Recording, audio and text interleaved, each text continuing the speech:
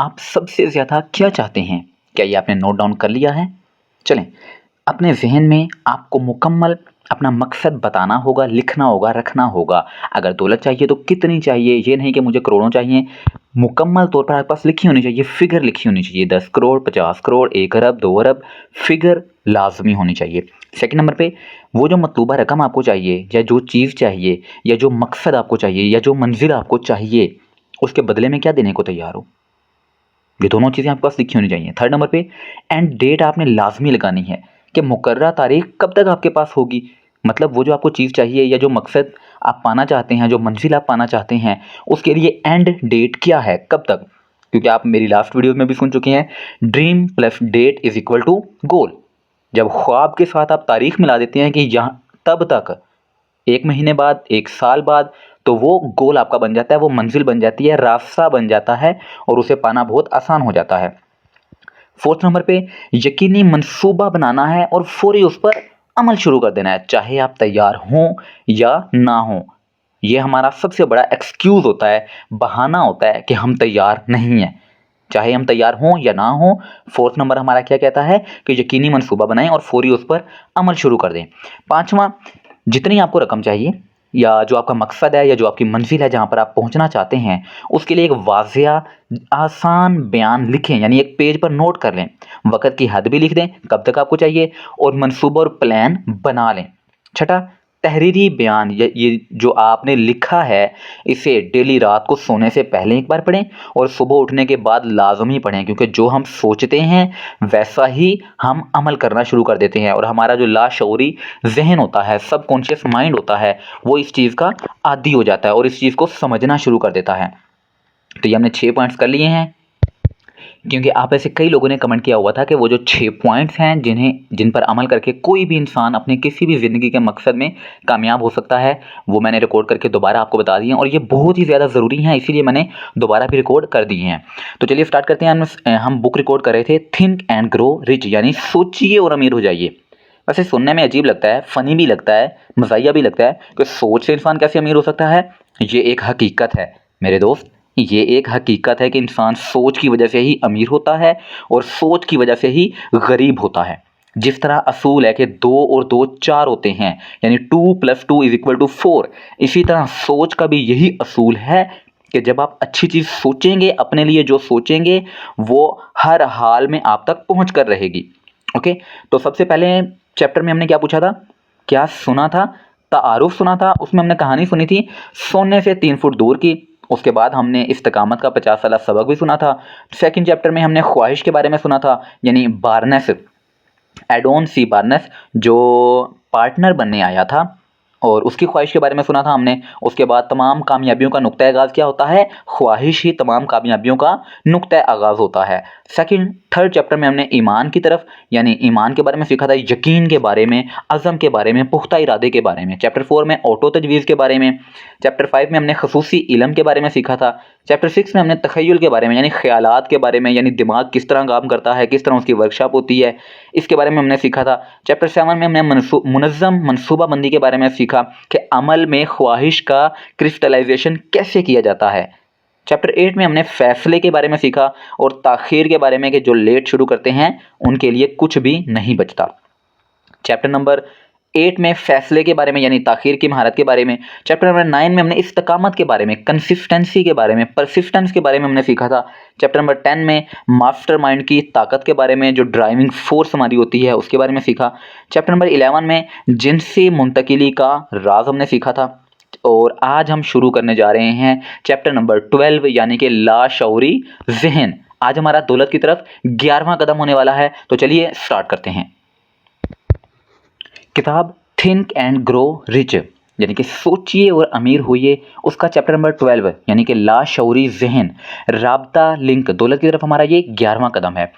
तो यहाँ पर मुसन्निफ़ कहते हैं, ऑथर कहते हैं, लाशऊरी ज़हन शऊर के एक मैदान पर मुश्तमिल होता है जिसमें सोच का हर वो हिस्सा जो 5 हवास, यानी कि जो हमारे 5 हिस्से हैं, सबसे पहला ज़ुबान, टेस्ट, उसके बाद सुनना, समझना, महसूस करना और देखना।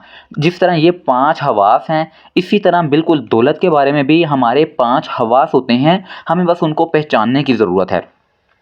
कहते हैं जो 5 हवास इसमें से किसी एक के ज़रिए हमारे ज़हन तक पहुँचता है, इसकी दर्जाबंदी और रिकॉर्ड किया जाता है और जिससे ख़यालात को याद किया जाता है। यानी जैसे कंप्यूटर होता है, कंप्यूटर में हम फ़ौरी कोई चीज़ डालें, वो फ़ौरन के फ़ौरन हमें वो फ़ाइल निकाल के ओपन करके दे देगा, जो चीज़ हमने सेव करके रखी होगी। तो वो यही कहना चाह रहे हैं कि हमारा ज़हन भी बिल्कुल इसी तरह से ही है, याददाश्त इसी तरह से काम करती है। कुछ लोगों की बहुत तेज़ होती है, कुछ लोगों की बहुत स्लो होती है। तो यहाँ पर एक और नई बात हम सीखेंगे कि याददाश्त स्लो नहीं होती, एक्चुअल में वो लोग याद रखने में सुस्त होते हैं। याददाश्त कम होने जैसी कोई बीमारी दुनिया में नहीं है। ओके, तो आगे ये उनकी नवीयत से कतई नज़र तासुरात या ख़यालात को वसूल करता है। यानी कि हमारा जो दिमाग है वो तासुर की वजह से, ख़यालात की वजह से उन चीज़ों को ज़्यादा याद रखता है। और जैसे कंप्यूटर में एक फ़ाइलें बनती हैं, वैसे ही हमारे दिमाग में भी फ़ाइलें बनती हैं। आगे कहते हैं कि आप रज़ाकाराना तौर पर अपने लाशऊरी ज़हन में कोई भी मंसूबा, सोच या मकसद डाल सकते हैं, जिसे आप इसके जिस्मानी या माली मसावी में बदल भी सकते हैं। लाशऊर सबसे पहले, यानी जो हमारा सबकॉन्शियस माइंड है, वो सबसे पहले इन गालिब ख्वाहिशात पर अमल करता है जो जज्बाती एहसासात से मिली जुली होती हैं। ख्वाहिश के बाद में, यानी पिछले चैप्टर में हमने हदायत को अगर आपने सही से सुना है और उन पर अमल किया है, नहीं किया तो फिर मैं आपको बता देता हूँ कि ख्वाहिश के बाद में दी गई हदायत के सिलसिले में इस पर गौर करें। वहाँ बयान करदा 6 मराहिल ऐसे हैं जिन पर अमल करने के लिए और मंसूबों को मुकम्मल करने के लिए और उन पर अमल दरामद के बारे में हम जानेंगे कि लाशऊरी ज़हन दिन रात काम करता है। हमारा जो सबकॉन्शियस माइंड होता है ये दिन रात काम कर रहा होता है। हम सो रहे होते हैं तब भी ये एक्टिव होता है, क्योंकि हम जब ख्वाब देख रहे होते हैं, किसकी वजह से देख रहे होते हैं? हम अपने लाशऊरी ज़हन की वजह से, अपने सबकॉन्शियस माइंड की वजह से देख रहे होते हैं। तो जो चीज़ें हम ज़्यादा सोचते हैं, जो ख्यालात हमारे माइंड में ज़्यादा होंगे, वो उन चीज़ों के बारे में सोचता रहेगा, प्लान्स बनाता रहेगा। और कुछ ऐसी कुव्वतें होती हैं, जिस तरह का एक बहुत मशहूर डायलॉग है कि आप जिस चीज़ को शिद्दत से चाहते हैं, पूरी कायनात उतनी ही शिद्दत से उस चीज़ को आप तक मिलाने के लिए शुरू हो जाती है। तो बिल्कुल इसी तरह कि लाशऊरी ज़हन दिन रात काम करता है। एक के ज़रिए तरीक़ाकार का तरीका जो इंसान को मालूम नहीं है, अगर ये मालूम हो गया तो इंसान बुलंदियों को भी छू लेगा। तो हमने वही मालूम करना है कि लाशऊरी ज़हन लामहदूद ज़हानत की कुव्वतों पर उस ताकत के लिए तवज्जो मरकूज़ करता है जिसके साथ वो मिलकर किसी की ख्वाहिशात को इसके असलियत में मुंतकिल करता है। हमेशा सबसे ज़्यादा अमली ज़राए का इस्तेमाल करता है जिसके ज़रिए ये मकसद हासिल किया जा सकता है। आप अपने लाशऊरी ज़हन को मुकम्मल तौर पर कंट्रोल नहीं कर सकते, लेकिन आप किसी तौर पर किसी भी मंसूबे, ख्वाहिश या मकसद को इसके हवाले कर सकते हैं जिसे आप असलियत में बदलना चाहते हैं। ऑटो तजवीज़ के चैप्टर में लाशऊरी ज़हन को इस्तेमाल करने की हदायत को हमने पढ़ा था। एक बार हम फिर से रीड कर लेते हैं। इस यकीन के साथ कि बहुत सारे सबूत मौजूद हैं कि लाशऊरी ज़हन यानी सबकॉन्शियस माइंड इंसान का जो दिमाग है वो कम है, लेकिन हमने इसको लामहदूद ज़हानत के दरमियान राब्ते की कड़ी बनाना है। ये वो चीज़ है जिसके ज़रिए कोई अपनी मर्ज़ी से लामहदूद ज़हानत की कुव्वतों को खींच सकता है। अकेले इसमें वो खुफिया अमल शामिल है, अकेले मतलब इसमें वो खुफिया फ़ॉर्मूला शामिल है जिसके ज़रिए ज़हन को हम कामयाबियों की तरफ बढ़ा सकते हैं और उनके रूहानी मसावी में भी तब्दील कर सकते हैं।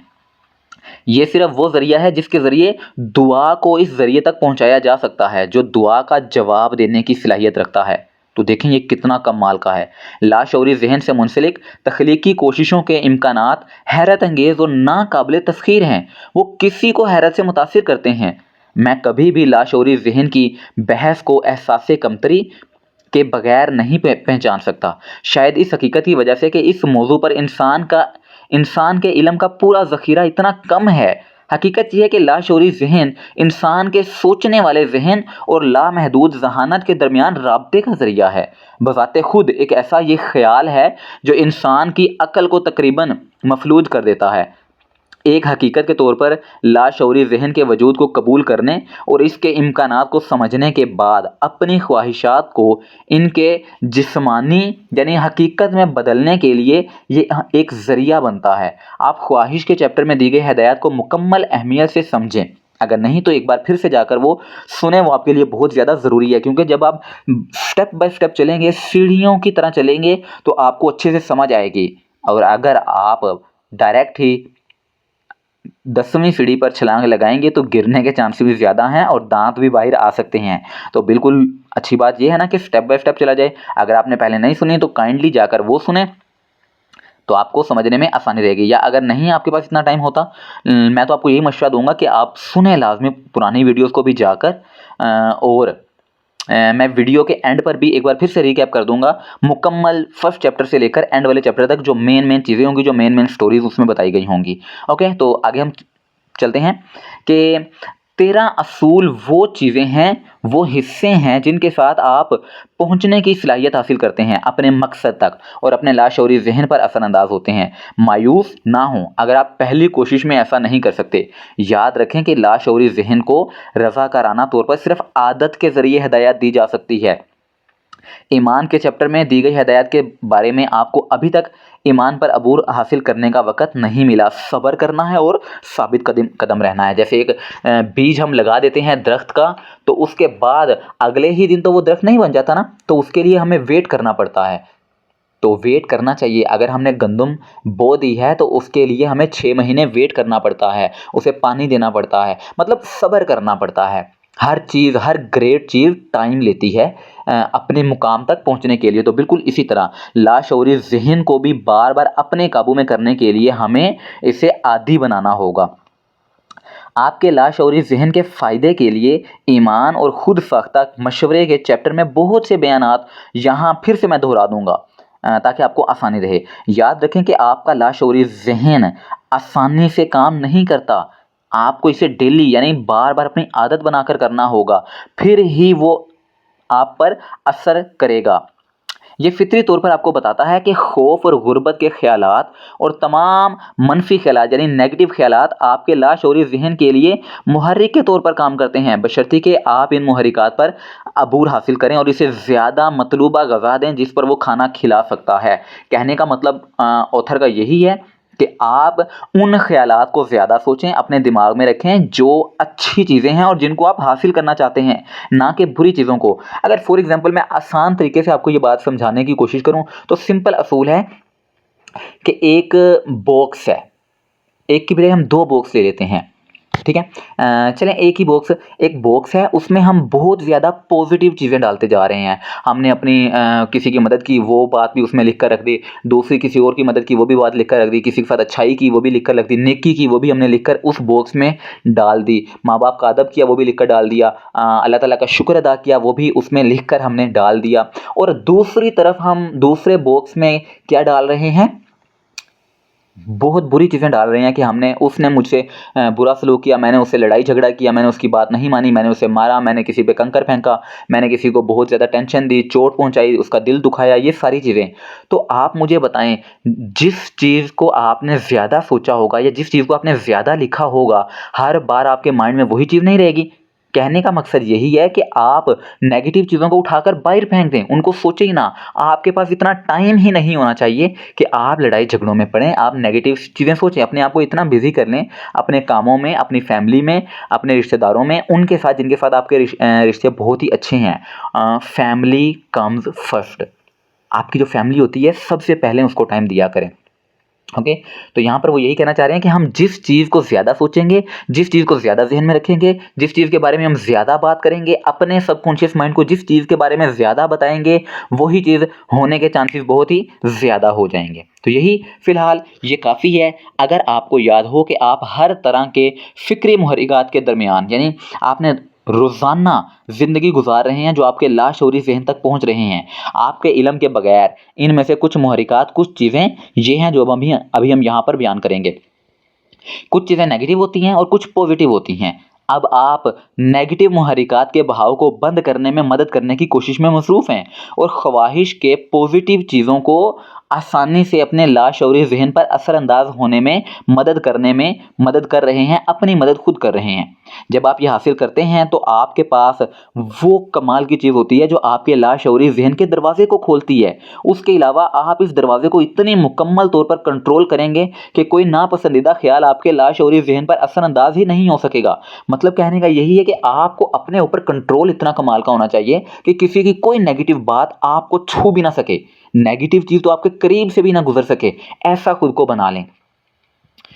तो बिल्कुल इसी तरह हर वो चीज़ जो इंसान तख्लीक करता है, सोच से ही तख्लीक करता है, सोचता है सबसे पहले। इंसान ऐसी कोई चीज़ तख्लीक नहीं कर सकता जिसका वो पहले सोच में तसव्वुर नहीं करता, मतलब सोच सबसे पहले आती है। तख़य्युल की मदद से, मतलब ख़यालात की मदद से, इमेजिनेशन की मदद से सोच के मुहर्रिकात को मंसूबों में जमा किया जाता है। ख़यालात जब कंट्रोल में होते हैं तो मंसूबों या मकसद की तख्लीक के लिए इस्तेमाल किए जा सकते हैं, जो किसी के लिए मुंतखब करदा पेशे में कामयाबी के बाइस बनते हैं। वो तमाम फ़िक्री मुहर्रिकात जिनका मकसद इनके जिस्मानी मसावी में तब्दील होना, मतलब जिस मकसद को आप हकीकत में देखना चाहते हैं, जो आप सलाहियतें अपने लाशऊरी ज़हन में लगाना चाहते हैं, तख़य्युल से गुज़रते हैं और ईमान के साथ मिल जाते हैं, यकीन के साथ मिल जाते हैं। लाशऊरी ज़हन के सामने सर तस्लीम कम करने के मकसद से किसी मंसूबे या मकसद के साथ ईमान मिल जाए तो सिर्फ़ ख़यालात ही की मदद से आप आसानी से उसे हासिल कर सकते हैं। इन बयानात से आप आसानी से देखेंगे कि लाशऊरी ज़हन को रज़ा कराना इस्तेमाल तमाम असूलों की हम आहंगी का मुतालबा करता है। एला विलर विल्कोक्स, उन्होंने लाशऊरी ज़हन की ताकत के बारे में अपनी तफ़हीम का सबूत दिया जब उन्होंने लिखा कि आप कभी नहीं बता सकते कि एक सोच आपको नफ़रत या मोहब्बत लाने में क्या करेगी, क्योंकि ख़यालात चीज़ें हैं और इनके हवादार कैरियर कबूतर से ज़्यादा तेज़ होते हैं। वो कायनात के कानून की पैरवी करते हैं। हर चीज़ अपनी किस्म पैदा करती है और जो कुछ तुम्हारे जहन से निकल गया था वो तुम्हें वापस लाने के लिए रास्ते को तेज़ करते हैं। तो उन्होंने यही हमें सिखाना चाह रहे हैं बार बार कि हम जिन ख़यालात को ज़्यादा अपने जहन में रखेंगे वैसे ही हम बनते जाएंगे। अच्छे ख़यालात को रखेंगे, पॉजिटिव ख़यालात को रखेंगे, कामयाबी वाले ख़यालात को रखेंगे तो हम कामयाबी की तरफ जाएंगे।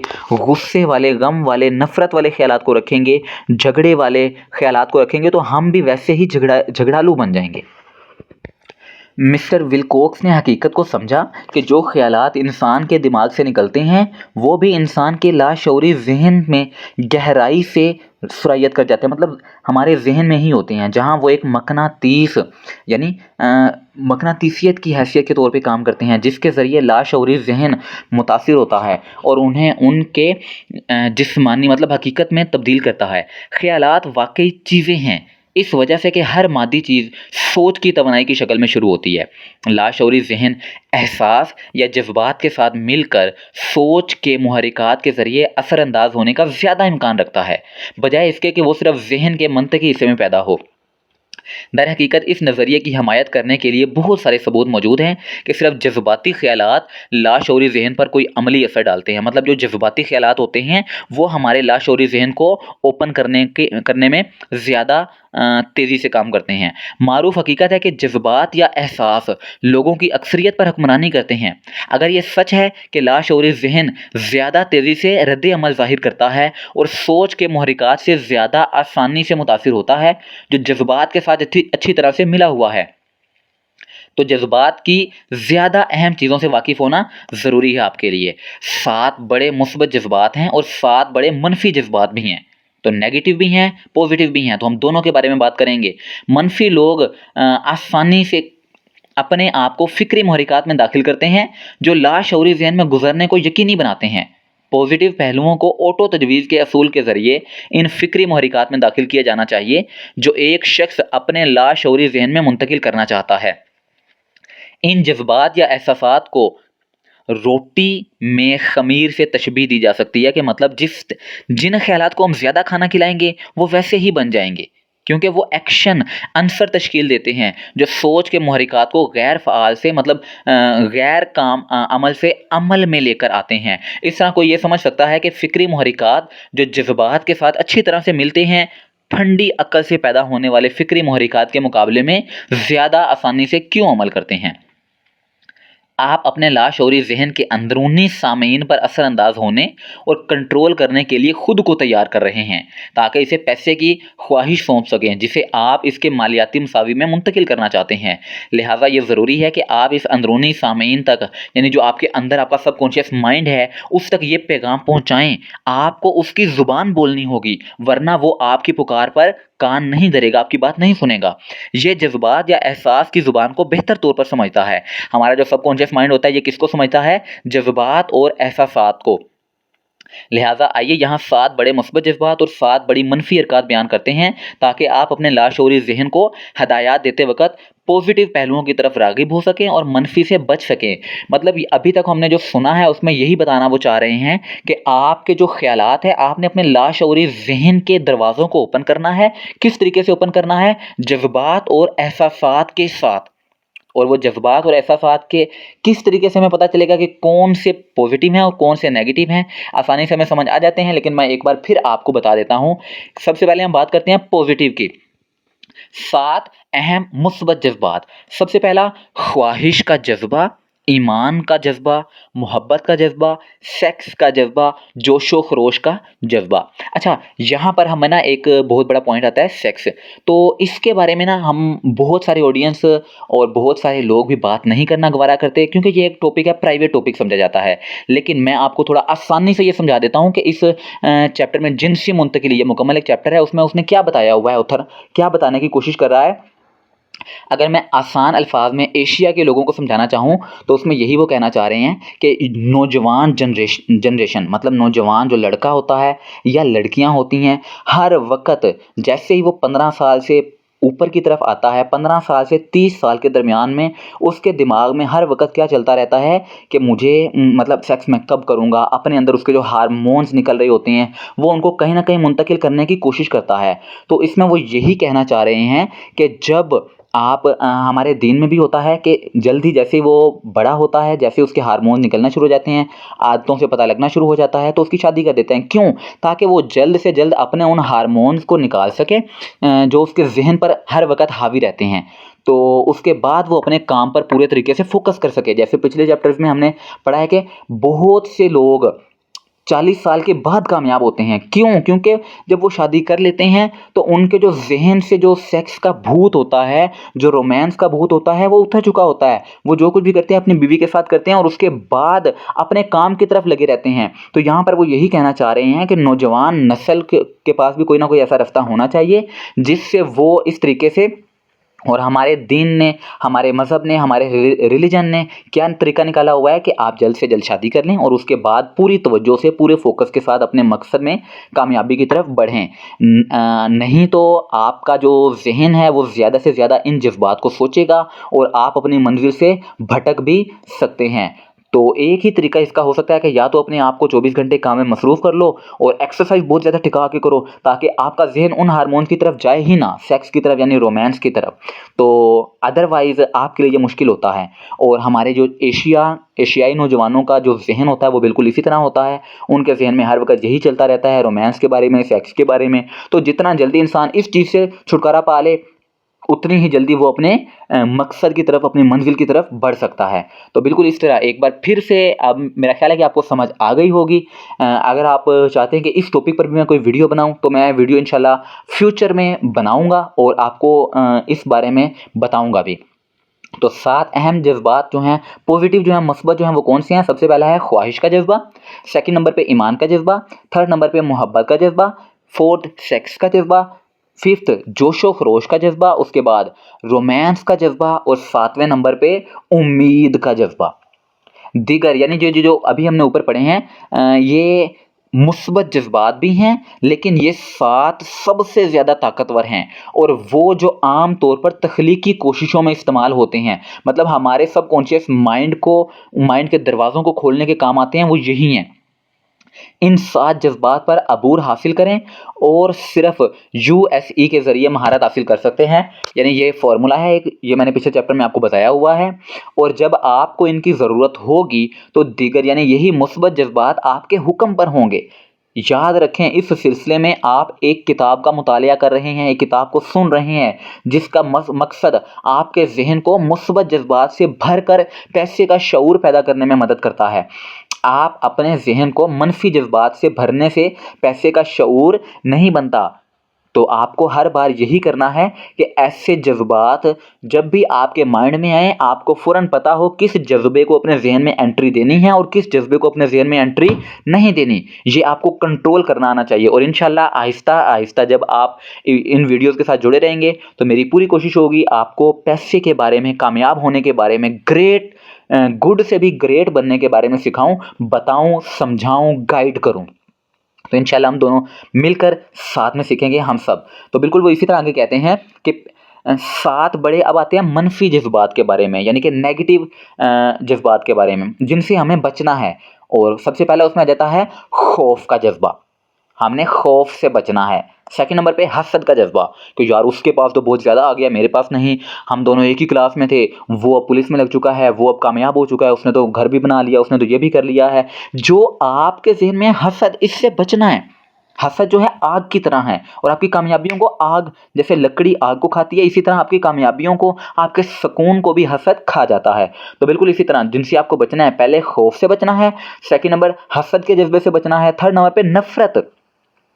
अभी हमने बात की है ख़यालात। अगर हम अपने ज़हन में नफ़रत को जगह देंगे, तो हमारी ज़िंदगी भी तो नफ़रत ही बनेगी ना, तो फिर हम कामयाबी का तसव्वुर भी नहीं कर सकते। तो नफ़रत से भी हमने बचना है, इससे दूर-दूर रहना है।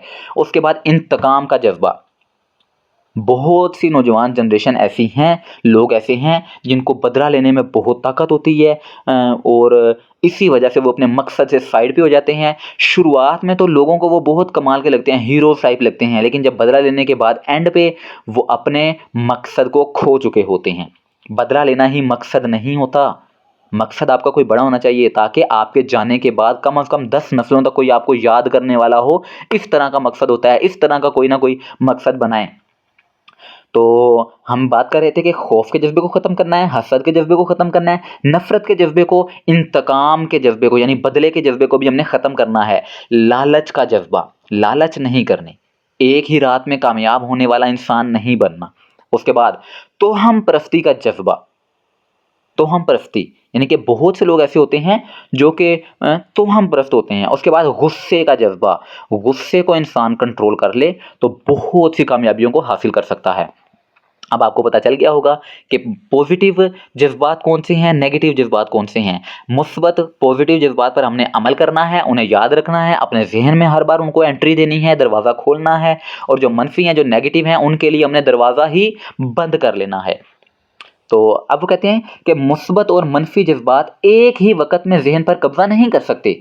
एक या दूसरे को गलबा हासिल करना होगा। मतलब एक ही ज़हन में, आपके लाशऊरी ज़हन में नेगेटिव भी हो, पॉज़िटिव भी हो, ऐसा नहीं हो सकता। एक ज़्यादा होता है, या तो ज़्यादा नेगेटिव होंगे या ज़्यादा पॉज़िटिव होंगे। अब ये आपके अपने हाथों में है कि आप कौन से को ज़्यादा जगह देते हैं, नेगेटिव को ज़्यादा जगह देते हैं या पॉज़िटिव को ज़्यादा जगह देते हैं। ये यकीनी बनाना आपकी ज़िम्मेदारी है कि मुस्बत जज़्बात आपके ज़हन में ज़्यादा हों। यहाँ हैबिट का कानून आपकी मदद के लिए आएगा। मुस्बत जज़्बात को लागू करने और इस्तेमाल करने की आदत बनाएं। आखिरकार वो आपके दिमाग पर इतनी मुकम्मल तौर पर हावी हो जाएंगे कि मनफी इसमें दाखिल ही नहीं हो सकेंगे। सिर्फ इन हदायत पर लफ्ज़ी तौर पर और मुसलसल अमल करके आप अपने लाशऊरी ज़हन पर कंट्रोल हासिल कर सकते हैं। आपके शऊरी ज़हन में एक मनफी की मौजूदगी आपके लाशऊरी ज़हन से तामीरी मदद के तमाम इम्कानात को ख़त्म करने के लिए काफ़ी है। तो मतलब देखें ये कितनी ख़तरनाक है। आपके ज़हन में नेगेटिव सोच बिल्कुल नहीं होनी चाहिए। ये जो अभी हमने जज़्बात पढ़े हैं, इनको आप किसी डायरी या पेज पर लिख कर रख लें। वीडियो पीछे करें और इनको लिख कर रख लें। इतना मुश्किल काम नहीं है, आपकी कामयाबी है इसमें। अगर ज़िंदगी में कामयाबी हासिल करनी है तो ऐसी छोटी-छोटी चीज़ें आपने लिख कर रखनी है। बजाय इसके कि बाद में लिख लूँगा, कल लिख लूँगा, परसों लिख लूँगा। ये नाकाम लोगों की निशानियाँ होती हैं और मैं आपको कामयाब बनने देखना चाहता हूँ, खुद भी और आप लोगों को भी। तो अभी आप पेंसिल उठाएँ, डायरी उठाएँ। डायरी तो आपके पास होगी नहीं। हाँ, बिल्कुल मैंने तंज़ ही किया है आप लोगों पे। अगर डायरी है तो वेल एंड गुड, आपको मुबारक हो, आप कामयाबी की तरफ जा रहे हैं। और अगर आपके पास डायरी नहीं है जिस पर आप अपनी चीज़ें नहीं लिखते, तो आप, कोई मसला नहीं है, अभी जाएँ, अभी ये ख़रीदें या अपनी कोई कॉपी वगैरह पकड़ें, रजिस्टर वगैरह पकड़ें और उस पर नोट कर लें। तो ये आपके लिए बहुत ही कीमती है। तो चलते हैं नेक्स्ट। बहुत सारी बातें हो गई कि हमने नेगेटिव को अपने माइंड में जगह नहीं देनी। अगर आप एक मुशाहिदा करने वाले शख्स हैं तो आपने देखा होगा कि ज़्यादातर लोग हर चीज़ के नाकाम होने के बाद ही नमाज का सहारा लेते हैं। यानी खुदा को जब वो नाकाम होते हैं, जब वो फेल हो जाते हैं किसी चीज़ में, जब परेशानियाँ आती हैं, तभी हम खुदा की तरफ जाते हैं, तभी हम अल्लाह ताला की तरफ जाते हैं, नमाज़ की तरफ जाते हैं, कुरान पाक की तरफ जाते हैं, या अपने खुदा को याद करते हैं। या अगर आप हिंदू हैं तो आप मंदिर में जाते हैं, क्रिश्चियन हैं तो आप अपने चर्च वगैरह में जाते हैं। तो हम अच्छे टाइम में ही उनको अपने रब को याद क्यों नहीं करते, बुरे टाइम में ही क्यों करते हैं? तो बिल्कुल इसी तरह वो क्या कमाल का शेर है कि मुझे क्या हक है कि मैं किसी को मतलबी कहूँ, मुझे क्या हक है कि मैं किसी को मतलबी कहूँ, मैं तो खुद खुदा को मुश्किल में याद करता हूँ। मतलब हम तो वो इंसान हैं जो मुश्किलों में रब को याद करने वाले हैं, अच्छे दिनों में भी रब को याद करना चाहिए। तो बिल्कुल इसी तरह कि हकीकत यह है कि नमाज़ पढ़ने वाले ज़्यादातर लोग हर चीज़ के नाकाम होने के बाद ही नमाज़ पढ़ते हैं। वो अपने ज़हनों को खौफ और शक से भरे हुए नमाज में जाते हैं, जो लाशऊरी जज्बात हैं। हमें यकीन के साथ पढ़नी चाहिए, यकीन के साथ इबादत करनी चाहिए कि वाकई ही कबूल होगी। ये नहीं कि आपका ज़हन कहीं और है, काम आप कुछ और कर रहे हैं, तो ये गद्दारी होती है। अगर आप अपने मकसद से ही गद्दारी करेंगे तो क्या वो आपके पास आएगा? हरगिज़ नहीं आएगा, बिल्कुल भी नहीं आएगा। अपने मकसद के साथ लॉयल रहना, वफ़ादार रहना हद से ज़्यादा ज़रूरी होता है। अब जो हमारा दिमाग होता है ना, वो काम करता है और लामहदूद ज़हानत को मुंतकिल करता है। इसी तरह ये वो जज्बा है जो लामहदूद ज़हानत हासिल करता है और इस पर अमल करता है। अगर तुम किसी चीज़ के लिए दुआ करते हो, लेकिन दुआ करते वक्त डरते रहो कि कहीं तुम इसे कबूल ना करो, या ये कि तुम्हारी दुआ लामहदूद ज़हानत के ज़रिए कबूल ना की जाएगी, तो तुम्हारी दुआ बेकार जाएगी, उसका कोई फ़ायदा नहीं होगा। बाज़ औक़ात दुआ के नतीजे में इस बात का एहसास होता है कि जिसके लिए दुआ मांगी जाती है, अगर आपको कभी इस चीज़ को हासिल करने का तजर्बा हुआ है जिसके लिए आपने दुआ की है, तो अपनी याददाश्त में वापस जाएं और दुआ करते वक्त अपनी असली ज़हनी हालत को याद करें। आपको यकीनी तौर पर मालूम हो जाएगा कि यहाँ बयान करदा नज़रिया एक नज़रिए से कहीं ज़्यादा है। मतलब कहने का यही है कि अगर आपने कभी लास्ट टाइम अपने माइंड में सोचें कि कौन सी पूरी शिद्दत से पूरे यकीन के साथ दुआ की थी और वो कबूल हुई थी, तो सोचें कि किस हालत में आपने दुआ की थी, कितने यकीन के साथ, कितने हिम्मत के साथ, कितने ईमान के साथ, यकीन के साथ दुआ की थी और वो कबूल हो गई। तो बिल्कुल इसी तरह जब आप यकीन के साथ दुआ को करते हैं, अल्लाह ताला से कुछ मांगते हैं, अपने रब से कुछ मांगते हैं, तो वो 100% कबूल होती है।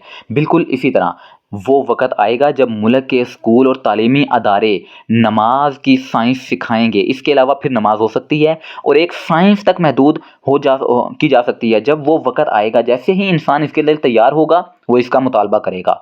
कोई भी खौफ की हालत में आलमगीर जहन के पास नहीं पहुँचेगा। इसकी बहुत अच्छी वजह यह है कि खौफ जैसा कोई जज्बा नहीं होगा। जहालत, तोहम परस्ती और झूठी तालीम ख़त्म हो जाएगी और इंसान लामहदूद ज़हानत के बच्चे के तौर पर अपनी हकीकी हैसियत हासिल कर लेगा।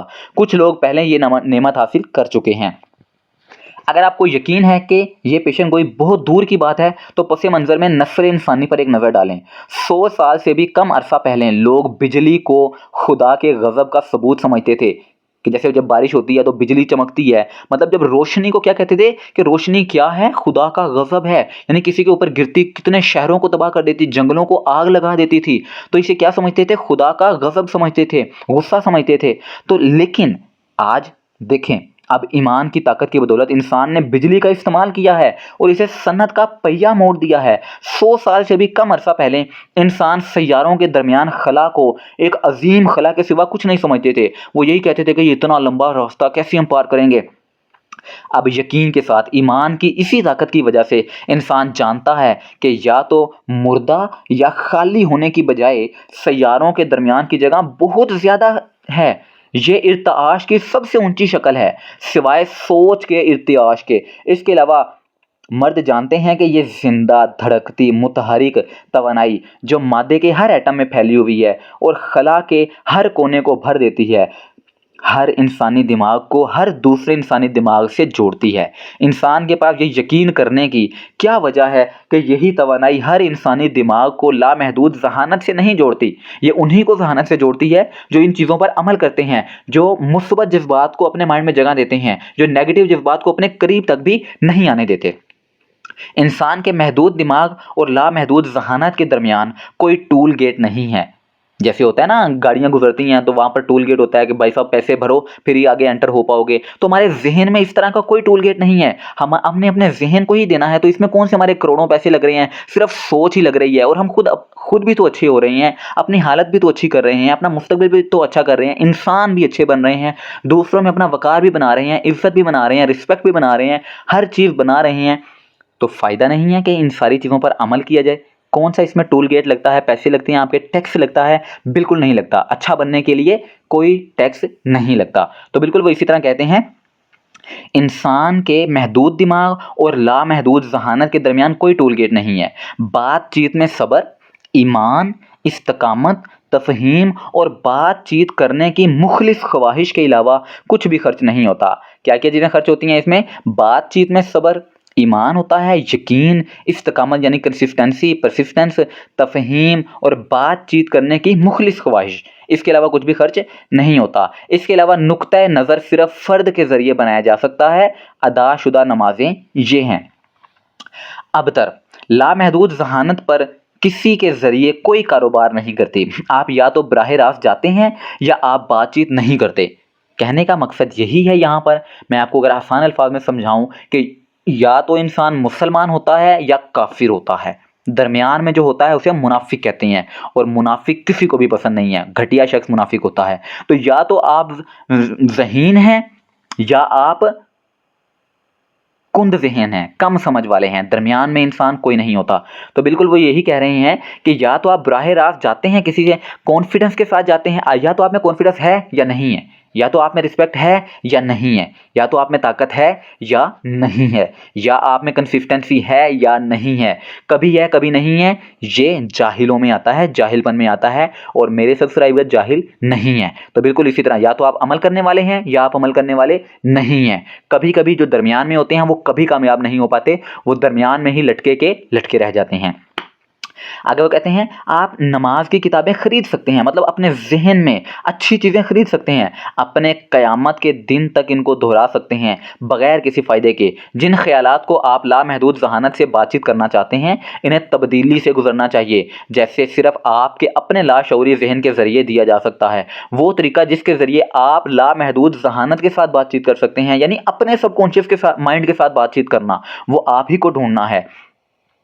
वो इससे बहुत मिलता जुलता भी होता है, जिसके ज़रिए आवाज़ के इर्तियाश को रेडियो के ज़रिए मुंतकिल किया जाता है। अगर आप रेडियो के काम करने के असूल को समझते हैं तो यकीनन आप जानते हैं कि आवाज़ को ईथर के ज़रिए इस वक्त तक मुंतकिल नहीं किया जा सकता जब तक कि इसे ऊपर नहीं लाया जाता या इर्तियाश की शिरा में तब्दील नहीं किया जाता, जिसका इंसानी कान पता नहीं लगा सकता। रेडियो भेजने वाला स्टेशन इंसानी आवाज़ की आवाज़ उठाता है और लाखों बार इर्तियाश को बढ़ाकर इसे तड़पता या तब्दील करता है।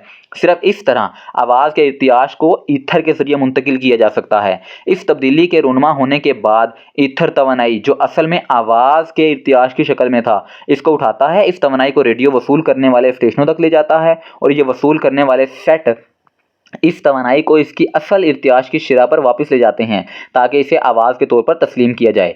लाशऊरी जहन जो किसी की दुआओं को इनके इस्तिलाहात में तर्जमा करता है, जिनको लामहदूद जहानत पहचान सकती है, पैगाम पेश कर सकती है और दुआ के मकसद को हासिल करने के लिए एक मखसूस मंसूबा या ख्याल की शक्ल में जवाब वापस लाती है। इस असूल को समझें और आप जान जाएंगे कि सिर्फ दुआ की किताब से पढ़े गए अल्फाज इंसान के जहन और लामहदूद जहानत के दरमियान मवासलात के ज़रिए इदारे के तौर पर काम क्यों नहीं कर सकते, और कभी भी काम नहीं करेंगे। तब काम करेंगे जब यकीन के साथ हम करेंगे। इससे पहले कि आपकी दुआ लामहदूद जहानत तक पहुँच जाए, सिर्फ मुसन्निफ के नज़रिए का ये एक बयान है कि ये शायद इसके असल फ़िक्री इर्तियाश से रूहानी लिहाज से तब्दील हो जाता है। ईमान वाहिद मालूम अदारा है जो आपके ख्यालात को रूहानी नवियत देगा। ईमान और खौफ गरीब बिस्तरों को दोस्त बनाते हैं। जहाँ एक पाया जाता है वहाँ दूसरा वजूद नहीं रख सकता। कि ईमान और खौफ या तो आपको यकीन होता है या आपको डर होता है, और दोनों एक ही जगह पर बिल्कुल भी नहीं रह सकते। आपने किसी एक को ही जगह देनी है। अगर आप ईमान को जगह देंगे, यकीन को जगह देंगे अपने माइंड में, तो कामयाबियों की तरफ जाएंगे। खौफ को जगह देंगे तो नाकामियों की तरफ। कि हर चीज़ का खौफ, हर चीज़ पे खौफ, हर चीज़ का डर क्या फ़ायदा फिर ज़िंदा रहने का, क्या फ़ायदा फिर ज़िंदगी जीने का अगर आपने डरना ही है। तो बिल्कुल मुसन्निफ़ यहाँ पर क्या कहते हैं कि ईमान और खौफ दोनों एक साथ इकट्ठे बिल्कुल भी नहीं रह सकते, आपने किसी एक को ही जगह देनी है। चलिए अब हम चलते हैं बाब नंबर 13 यानी चैप्टर नंबर 13, दिमाग के पास, माइंड के पास, सोचने के लिए एक नशरियाती और वसूल करने वाला स्टेशन। ये हमारा दौलत की तरफ 12वां कदम होगा। मुबारक हो, हम दौलत के 12वें कदम की तरफ जा चुके हैं। कुछ आपको समझ आया होगा, जो नहीं समझ आया होगा मैं इंशाल्लाह पूरी कोशिश किया करूंगा आसान अल्फाज में भी आपको समझाने की, गाइड करने की। लेकिन अच्छी तरह से समझ तभी आएगी जब इन सारी वीडियोस को आपने सुना होगा, समझा होगा और इसमें जो पॉइंट्स पर मैंने जोर दिया है उनको लिखा भी होगा।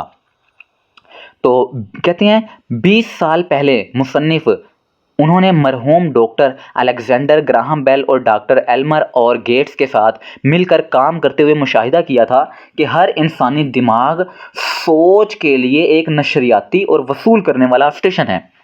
ईथर के ज़रिए रेडियो ब्रॉडकास्टिंग के असूल की तरह हर इंसानी दिमाग सोच के इर्तियाश को उठाने की सलाहियत रखता है जो दूसरे दिमागों के ज़रिए जारी किया जा रहा हो।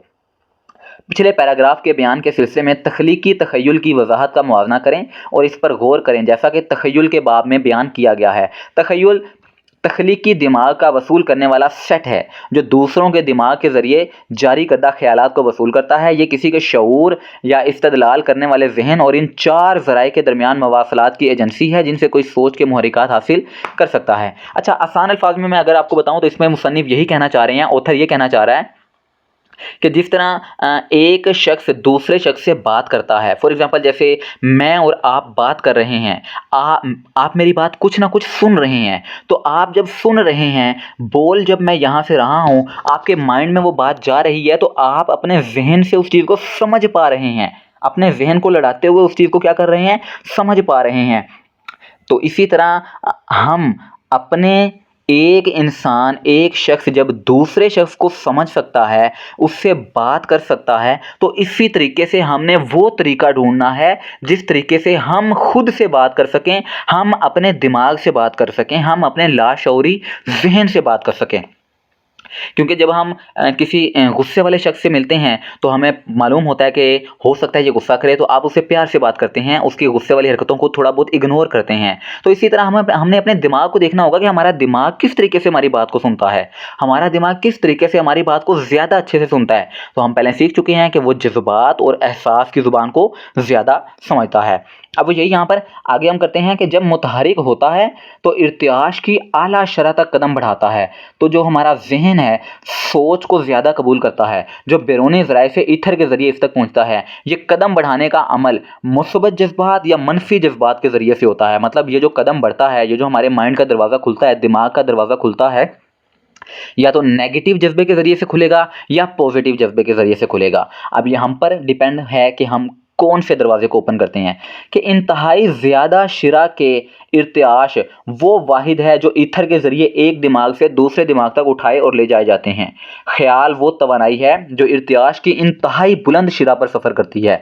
सोच जिसे किसी भी बड़े जज्बात की तरफ से तब्दील या कदम दिया जा सकता है, आम सोच के मुकाबले में बहुत ज़्यादा शिरा से कांपता है। और ये इस किस्म की सोच है जो इंसानी दिमाग की नशरियाती मशीनरी के ज़रिए एक दिमाग से दूसरे दिमाग में मुंतकिल होती है। जहाँ तक शिद्दत और मुहर्रिक क़ुव्वत का ताल्लुक़ है तो जिनसी जज्बात इंसानी जज्बात की फ़हरिस्त में सरे फ़हरिस्त हैं, वो दिमाग जो रहा है।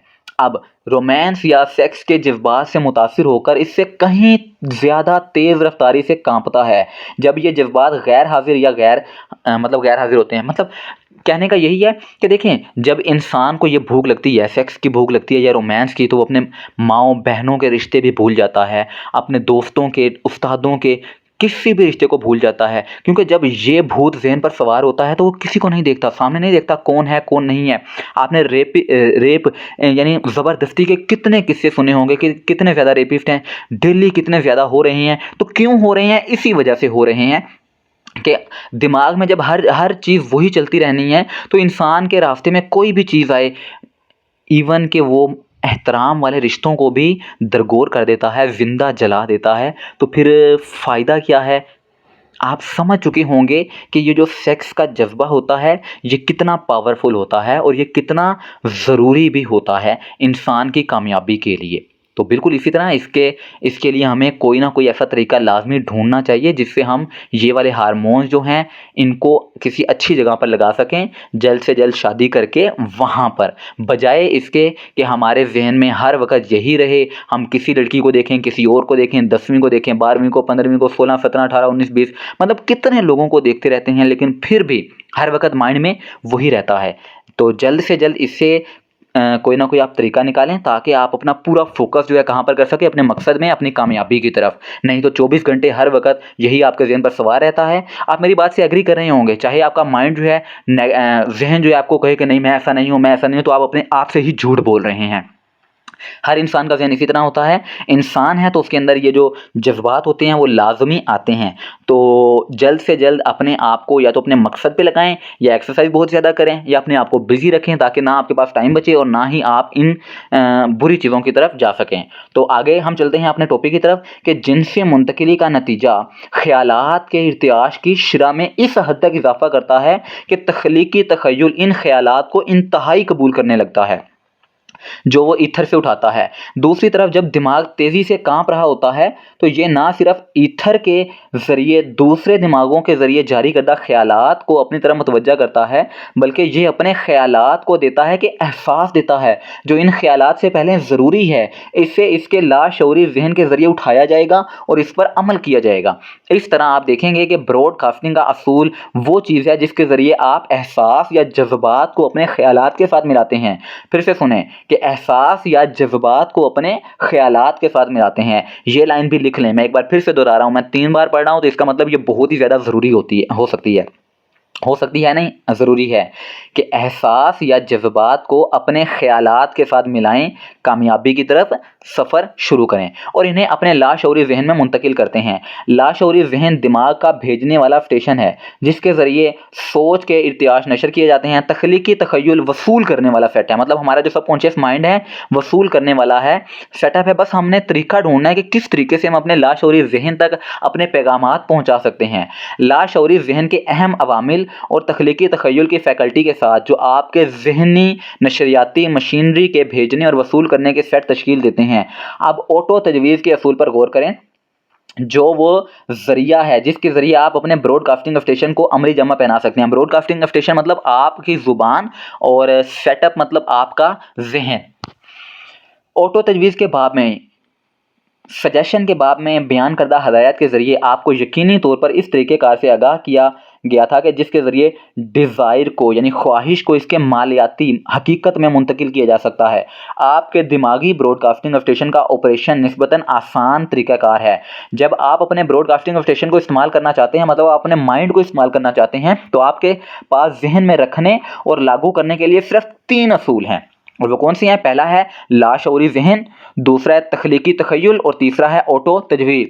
इस लाइन को भी अपने पास लिख कर रखें कि अपने ज़हन को कामयाबी की तरफ लाने के लिए 3 असूल हैं। पहला कौन सा है? लाशऊरी ज़हन मतलब सबकॉन्शियस माइंड। दूसरा है तख़लीक़ी ज़हन यानी कि ख़यालात, और चौथा थर्ड नंबर पे है ऑटो तजवीज़ यानी ऑटो सजेशन।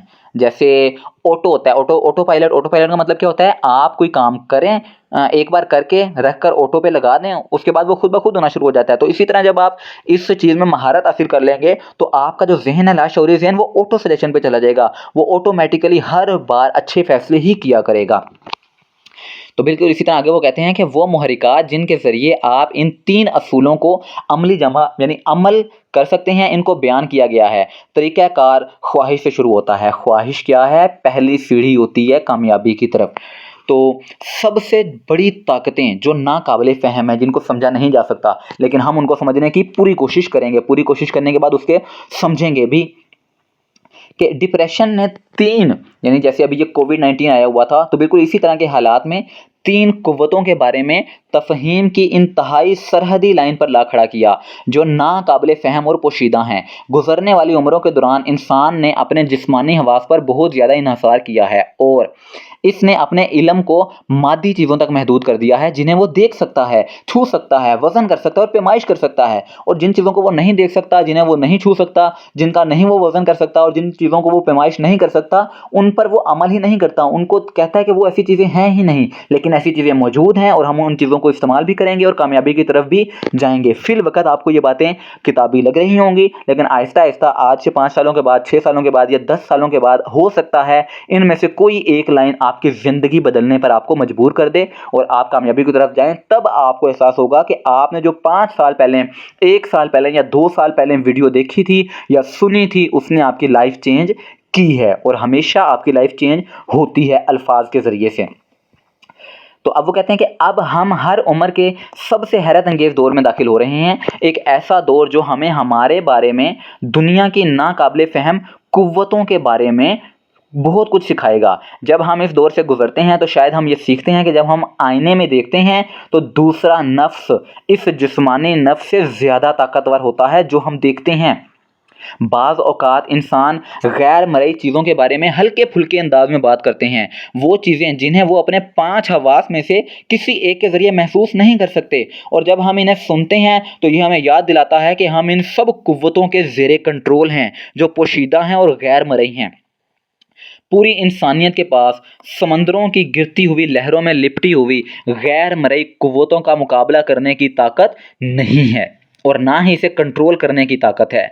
इंसान में कशिश शकल की गैर मामूली कुव्वत को समझने की सलाहियत नहीं है जो इस छोटी सी ज़मीन को दरमियानी हवा में मुअत्तल रखती है और इंसान को इससे गिरने से रोकती है। इस कुव्वत को कंट्रोल करने की ताकत बहुत कम है। इंसान मुकम्मल तौर पर इस गैर मरई कुव्वत के ताबे है जो गर्ज चमक के तूफ़ान के साथ आती है, और वो बिजली की गैर मरई ताकत की मौजूदगी में इतना ही बेबस है, बल्कि वो ये भी नहीं जानता कि बिजली क्या है, कहाँ से आती है या इसका मकसद क्या है, और ना ही ये किसी भी तरह से गैब और गैर मरई चीज़ों के सिलसिले में इंसान की जहालत का खात्मा है। वो ज़मीन की मिट्टी में लिपटी हुई गैर मरई कुव्वत और जहानत को नहीं समझता, वो कुव्वत जो इसे खाने पीने का हर टुकड़ा फ्राहम करती है, हर कपड़ा फ्राहम करती है, हर पैसा जो वो अपनी जेब में रखता है। अब दिमाग की ड्रामाई कहानी कि दिमाग है क्या, माइंड है क्या, कहाँ से आया, कहाँ से शुरू हुआ, कैसे ये काम करता है, कैसे ये अमल करता है। जिस तरह की सोच बाकी लोगों की है, आपकी सोच वैसी नहीं होनी चाहिए, आपकी थोड़ी सी चेंज होनी चाहिए, क्योंकि आप सर गुलाम हुसैन शीदी के सब्सक्राइबर हैं। तो आपकी सोच थोड़ी चेंज हो, आपका माइंड थोड़ा चेंज हो, आप अलग तरह से सोचते हों, आपके ख्वाब थोड़े यूनिक हों, थोड़े बड़े लेवल के हों। आप में से हर एक का ख्वाब तो ये लाजमी होना चाहिए कि आप ऐसा कोई ना कोई काम करके तो लाजमी जाएं कि आने वाली 10 नस्लें आपको याद रखें। कोई ना कोई ऐसा काम लाजमी करके जाएं कि आने वाली 10 नस्लें आपका नाम याद रखें। तो हम बात कर रहे थे कि दिमाग की ड्रामाई कहानी, दिमाग की कहानी क्या है। तो कहते हैं कि आखिर में, लेकिन कम अज़ कम नहीं, इंसान अपनी तमाम तर फ़ख्रिया सकाफ़त और तालीम के साथ सोच की गैर मामूली ताकत, उसके बारे में बहुत कम या कुछ भी नहीं समझता है। वो यानी जो अभी हम समझते हैं ये कुछ भी नहीं है। वो मादी दिमाग और इसकी पेचीदा मशीनरी के वसी नेटवर्क के बारे में बहुत कम जानता है, जिसके ज़रिए सोच की ताकत को इसके हकीकत में बदला जा सकता है। लेकिन अब वो एक ऐसे दौर में दाखिल हो रहा है जो मौजू पर रोशन ख्याली पैदा करेगा। पहले ही साइंस के माहिरीन ने दिमाग नामी इस हैरत अंगेज़ चीज़ के मुताले की तरफ अपनी तवज्जो मबजूल करना शुरू कर दी है, और जब वो अभी अपनी तालीम के किंडरगार्टन के मरहले में यानी केजी में होते हैं तो उन्होंने ये जानने के लिए काफ़ी इल्म हासिल किया है कि इंसानी दिमाग का मरकज़ी स्विच बोर्ड, दिमाग के खुलियात को एक दूसरे से हासिल किया जा सकता है, यानी एक दूसरे से जोड़ने वाली लाइनों की तादाद आदादो शुमार एक बराबर है। इसके बाद 15 मिलियन, कितने, 15 मिलियन साइफर हैं। यूनिवर्सिटी ऑफ शिकागो से ताल्लुक़ रखने वाले डॉक्टर सी जोडिसन हैरी का कहना है कि ये अदादो शुमार इतने हैरत अंगेज़ हैं कि लाखों नूरी साल पर मुहीत फल्कियाती अदादो शुमार इसके मुकाबले में गैर अहम हो जाते हैं। इस बात का तयन किया गया है कि इंसानी दिमागी कोर्टेक्स में, वो कहते हैं कि हमारे दिमाग में 1 करोड़ 40 लाख से 100 खरब तक ऐसा भी खुलियात मौजूद हैं और हम जानते हैं कि ये मखसूस नमूनों में तरतीब दिए गए हैं। ये इंतज़ामात बेतरतीब नहीं हैं, वो मुनज़्ज़म हैं। जो ऊपर वाले ने बनाया है, अल्लाह ताला ने बनाया है, वो मुनज़्ज़म तरीके से ही बनाया है, कुछ ना कुछ सोच समझ कर ही बनाया गया होगा। तो वो यही कहना चाह रहे हैं कि हमारा जो दिमाग है, छोटे बच्चे का जो दिमाग होता है, वो बिल्कुल एक स्विच बोर्ड की तरह होता है। अब हम जब वो पढ़ता है बच्चा, तो किस तरीके से उसका स्विच बोर्ड चेंज कर दिया जाता है, कौन सी सोच उसके माइंड में डाल दी जाती है। स्कूलों में क्या सिखाया जाता है कि बेटा आपने पढ़ना है, नंबर हासिल करने हैं और उसके बाद अच्छी नौकरी करनी है, अच्छी ज़िंदगी गुजारनी है, बस। उसके अलावा उसे अपने माइंड में अपनी सोच के मुताबिक अपनी कुछ करने के लिए तो कहा ही नहीं जाता। तो बिल्कुल इसी तरह वो कह रहे हैं कि इंसान का जो दिमाग है उसमें कितने 1,40,00,000 से लेकर 100 खरब तक खुलिये होते हैं, मौजूद होते हैं, यानी साइफर्स होते हैं, इलेक्ट्रॉन्स मौजूद होते हैं। और ये जो इंतज़ामात होते हैं ये बेतरतीब नहीं हो सकते, वो मुनज़्ज़म हैं।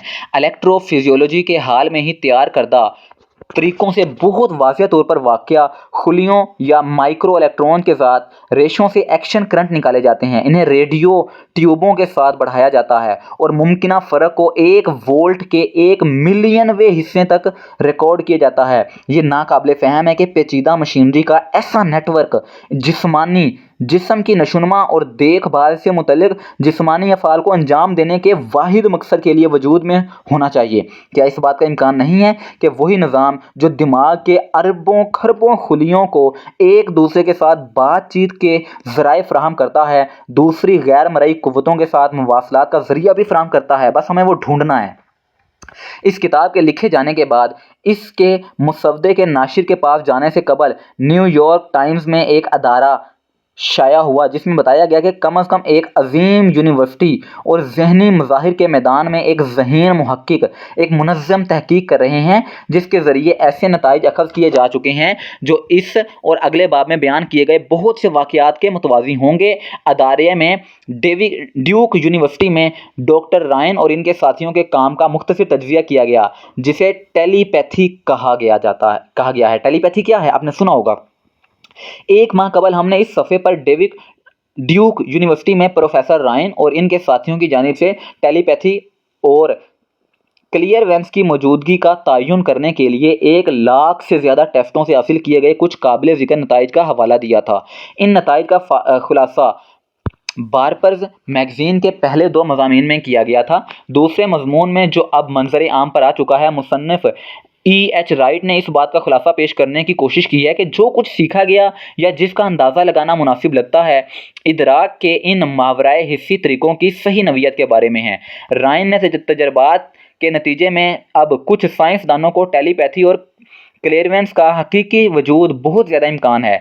मुख्तलिफ माहिरीन से कहा गया कि वो एक खसूसी पैक में ज़्यादा से ज़्यादा कार्ड्स के नाम रखें और इन्हें देखे बगैर और इन तक दीगर हिस्सी रसाई के बगैर तहकीक में ऐसे मर्दों ख़वातीन की एक बहुत बड़ी तादाद दरियाफ़्त की गई जो बाकायदगी से बहुत से कार्ड्स के नाम दुरुस्त तरीके से बता सकते थे कि इनमें से 10 लाख में से एक भी मौका किस्मत या हादसाती तौर पर अपने कारनामे अंजाम देने का मौका नहीं था। लेकिन उन्होंने ये कैसे किया?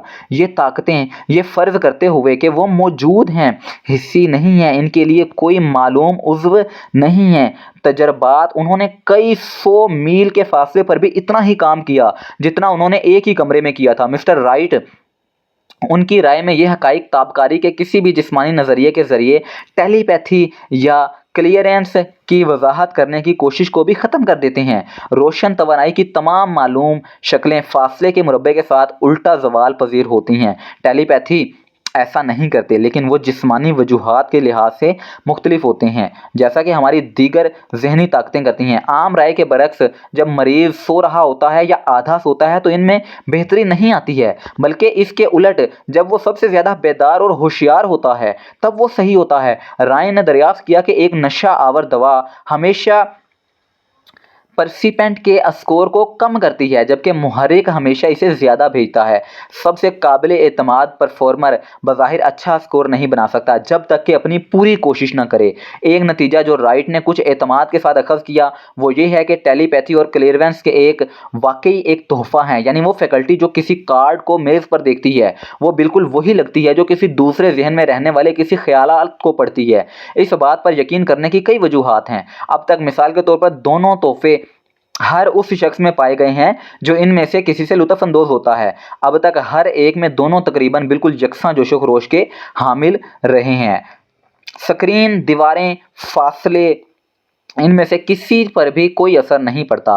राइट इस नतीजे से आगे बढ़ते हुए इस बात का इजहार करते हैं कि वो जो कुछ पेश करते हैं वो महज इस गुमान से ज़्यादा कुछ नहीं है कि दूसरे मावराए हिस्सी तजर्बात, नबूवत के ख्वाब, तबाही के पेशखमे और इसी तरह के वाक़यात भी इसी फैकल्टी का हिस्सा साबित हो सकते हैं।